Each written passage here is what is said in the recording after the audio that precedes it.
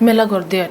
Melaghar motor stand Phalnok Shedo khoroksa boroni Mankha kwlaijak Mankha patika sa sal phungo Phalnok boro kuthumnan jengkhe Mankha boron mokolo kwlaikha patemen kokte mammane logologen thango shogika Melaghar thana police kuthuni mung roti Mohandas hne shawi Mankha nok kemtoli boidomurak amchayo phia tangi thike police jeri nai tongo tabo দাদা আপনার কি নাম? মরণ দাস। আজ রাত 7 সকালে ঘটনাটা এখানে কি হলো আজকে? আজকে সকালে জোরে কইস। আমরা সকালবেলা তো আমি গাড়ি চালাই গাড়ি চালাই স্ট্যান্ডে আইলাম দিকে যেদিকে অনেক মানুষ লোকজন মেরেছে।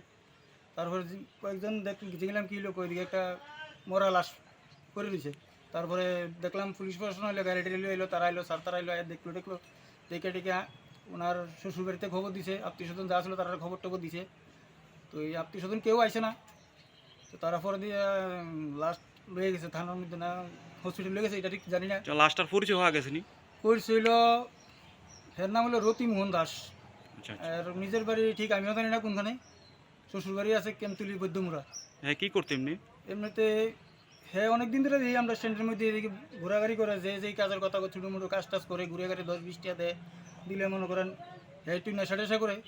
তো 2-4 দিন যে লকডাউনের কারণে হোটেলটি বদ্ধ, নাহলে হোটেলটি খোলা থাকলে 2-3টা হোটেল আছে এদিকে স্ট্যান্ড খোলা থাকলে এদিকে বাট্টাত খাইতো, তারা দিত হোটেলের মালিকেরা ডাক দিয়া। আর এখন 2 দিন লকডাউনের কারণে বদ্ধ দিকে, তারপরে তাই হ্যাঁ বাট্টাত মনে খাইতে পারছে না। কালকে দেখছি সকালবেলা আত্মসাথে শরীর একটু কাঁপতাছে, শরীরে কাঁপে যাবে নরম অবস্থা। আমরাও কইলাম, আমরা দেবনগর বাড়ি, আমরা কইলাম একজন যে আমরা চলো ভাত খাইও, না আর খেতাম না। আজকে সকালে দিয়ে যায় এই রুমটার মধ্যে মানে মরে রয়েছে আর কি। এই রুমটা